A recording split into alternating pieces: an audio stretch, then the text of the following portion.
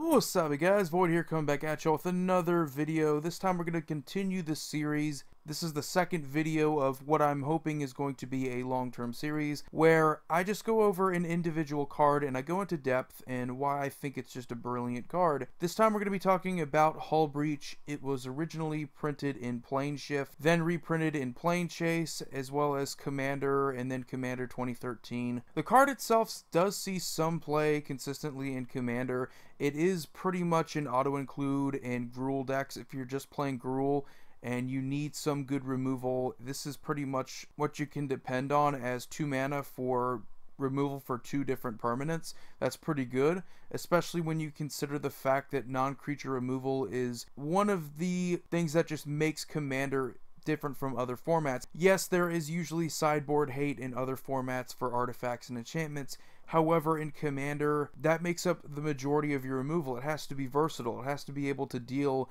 with other things besides just creatures. Yeah, you can have board wipes like your Wrath of Gods, your Damnations, that's just going to deal with every creature. But it doesn't deal with problems in terms of artifacts and enchantments, which we just have a ton of different problem artifacts and enchantments in this format.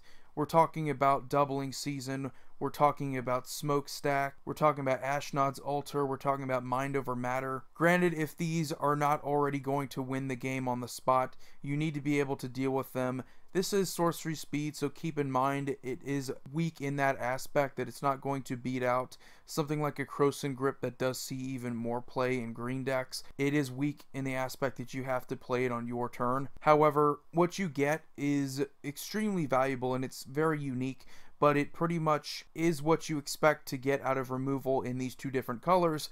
Green, you're going to get a lot of enchantment removal. You're going to get some artifact removal as well. Primarily, though, red can deal in artifact removal. We see a ton of cards like Vandal Blast, cards that are going to be able to destroy each artifact your opponents control. This, though, allows you to essentially 2 for 1. You're paying 2 mana, get rid of 2 different permanents, and you can do one or the other. It's not like other cards like Decimate where you have to have legal targets in order for it to work. If there's only one enchantment or if there's only one artifact to choose from, you can just use it on that one card. So you can effectively just have this destroy a target artifact or have it destroy a target enchantment. It's not going to force you to have to deal with both.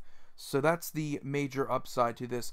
But other than that, though, I think it does see very little play considering how powerful it actually is. We have cards like Anguished Unmaking that are versatile. They're able to deal with different permanents, and yes, exiling is always going to take priority over just destroying. However, this is versatile and it's capable of fitting into so many decks because there's so many decks that play Gruul colors, and we have 5 colors, we have 4 colors, we have 3 colors, and even just 2 color decks with Gruul.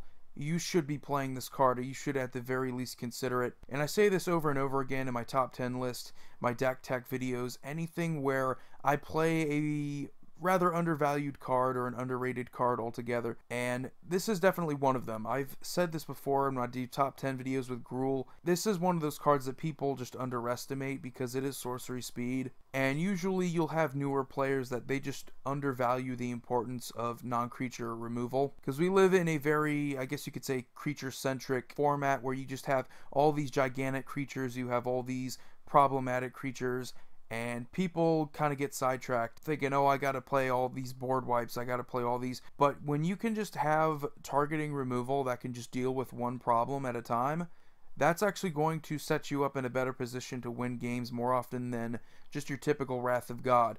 Because believe it or not, creature removal's good, but when you're just board wiping, essentially what you're doing is you're stalling the game, you're slowing it down a bit. Cards like these just solve problems, and while I'm not saying you should just abandon board wipes, focusing more on dealing with problem permanents, it's more important than just dealing with all creatures at once. Yeah, mana efficiency would say if you can deal with as many creatures as possible for 4 mana, you're technically going to win the game, just based off of how much mana you can spend on other spells. But with this, you're also getting some mana efficiency as well.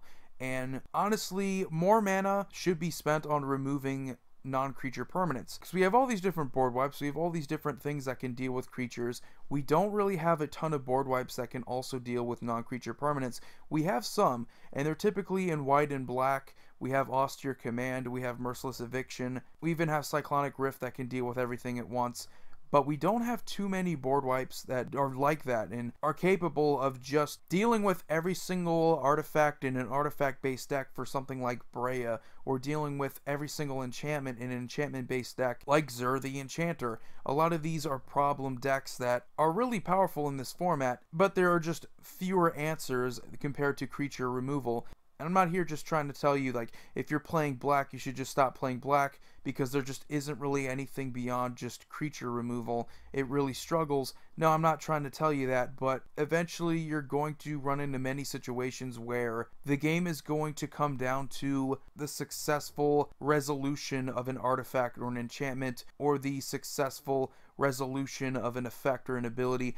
And if you're unable to actually respond, if you're unable to respond before they get ahead of themselves and get a board presence beyond just creatures. I mean, that's what I'm trying to say here, is that in green decks and red decks, it's so easy though to focus on creatures, focus on how you're going to beat your opponent right down in the face, rather than just focus on, you know, how am I going to protect myself down the road in this game. And yeah, you can always get rid of their creatures with board wipes, but then it always comes down to, are you going to be able to close the game out before they eventually stabilize, recover, and potentially get back into winning position? Because that happens a lot. It's a lot harder to deal with artifacts and enchantments, and I know I might sound like I'm going into circles with this, but just hear me out here. There are so many people that ask me, you know, how come I can't deal with this, or how come I can't win more games? And most of the time, it's because they're not playing enough removal, or they're not playing enough answers.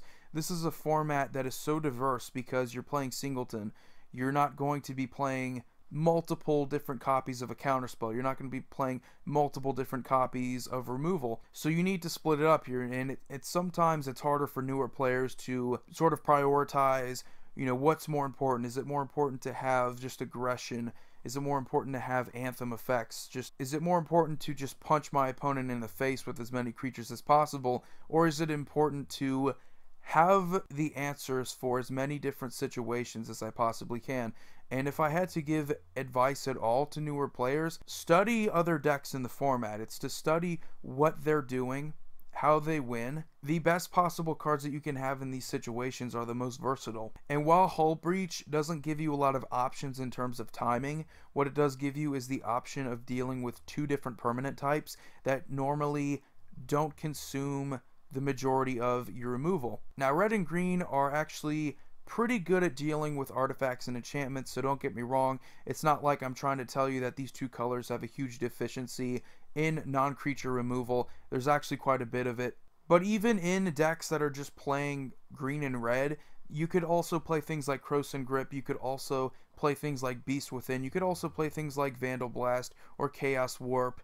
Very versatile removal, and they're all capable of being in the same exact deck that Hull Breach is. So if I'm going to convince you to play Hull Breach in the same deck that's also going to be playing these, it has to be worth it. And honestly, I think it is, because you do get a 2-for-1 here. Most people don't really consider that when they look at a card like this at sorcery speed.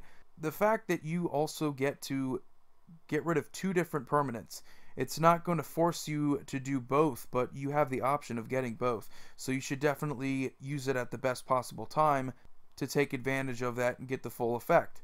So in terms of just cost here, we have so many 3-mana removal spells, and then yeah, they're all at instant speed for the most part, but this lets you do more for less mana, even if it is at sorcery speed. So it's just something to consider. This has always been one of my favorite cards, especially playing Jund decks, playing decks like Prossh, Skyraider of Care, or even just playing decks like Omnath, Locus of Rage, where you need as much removal as possible, because in terms of just control, you're not going to be able to recover. So if your opponents are going to be playing these control decks with a lot of their oppressive enchantments and artifacts, you need to be able to answer that. You know, creatures aren't enough. You could send as many creatures as you want after your opponents. Eventually, it's just going to come back to haunt you. But really, with a card like this, I think I've had this on an underrated cards list before. I don't know, but it definitely belongs. Severely underplayed as well. It's one of those cards that, unless you show someone what it is, what it does, they likely don't care. And I always think that's funny. Whenever I can introduce a new card to a player, I always enjoy it.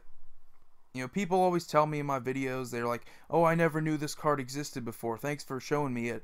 And I've done this before multiple times with my underrated cards list. That's why I made up that whole series to begin with, was because there's so many people that just don't know that a lot of these cards exist. It's not that they don't want to play it, it's just that they don't know. So I can't really fault the new players for not playing a card like this when they don't even know it exists. But anyway, that's just my 2 cents on this card. I absolutely love it. It has been reprinted a couple times, so you would imagine that it's been printed in 2 commander sets. Why it doesn't see more play than it actually does, considering that it's just an incredible card, is beyond me. So anyway, that is it for this video. Please subscribe if you have not already. I do a ton of other videos, other similar things for underrated cards. I do top 10 lists for different colors of Commander. Anyway, you all have a wonderful day. Void here signing off.